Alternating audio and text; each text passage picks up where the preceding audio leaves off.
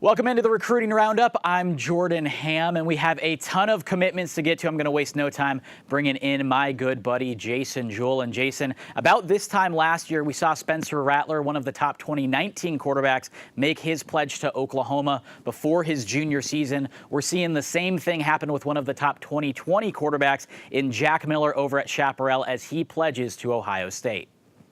Yeah, let's see if the Buckeyes can hang on for another 2 years until signing day comes around, because Miller is one of the most heavily recruited quarterbacks in the entire nation, one of the best quarterbacks the state of Arizona has seen. He's a very, very talented kid. Obviously had offers from everybody in the country. Been starting on varsity since he was a freshman at Scottsdale Christian, transferred to Chaparral, had just as much success last year for the Firebirds, has 2 more years to play over at Chaparral before he heads to Ohio State. But I love him. I mean, he's a big, strong kid, great arm, and he's athletic enough. He's a pocket passer, but he's athletic enough right now that when things break down, he can go and he can make some plays, he can extend plays. So that's why he's so heavily recruited.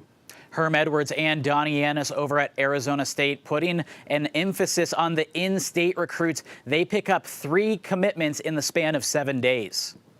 Yeah, so we saw them get their first in-state commitment prior to that, Roman DeWise from Basha, the offensive lineman. Then they turn around and they get 2 wide receiver commits locally. Andre Johnson, the big, long, 6'3" wide receiver from Tolleson High School, pledged Arizona State quickly after getting that offer. Ricky Pearsall over at Corona del Sol, one of the most dangerous players in the state of Arizona. We saw him last year break the state yardage in a single game record. ASU was his first FBS offer, and he quickly commits. And then we see Connor Soley, the linebacker from Saguaro High School, pledged to ASU. I don't think this one surprises anybody. His brother's playing over there right now, but I really like Soley and his ability to be an every down linebacker. You get a kid that's over 200 pounds, over 6 feet tall, and we saw him last year place in the 4A state track meet. He runs almost 11 seconds in the 100 meters. Very, very impressive. And we talk a ton about the Chandler Wolves. 2 of their top guys on the defensive side make their commitments. Yeah, going to play against each other in the Mountain West. Linebacker Zach Bauer is a kid that I really, really like. If he was a little bit taller, I think he's a national-level prospect. But he flies all over the field. He commits to Hawaii. Very good get. He did have a couple of Power 5 offers. And then we look at Avery Carrington, took an official visit to Nevada and turned around and committed to the Wolfpack, a guy that I'm surprised that didn't have Power 5 offers himself. You look at him, he's 6'2", he weighed 200 pounds. When I saw him in the spring, I think this is a steal for Nevada. And keeping it in the Mountain West, 2 more Arizona playmakers make commitments.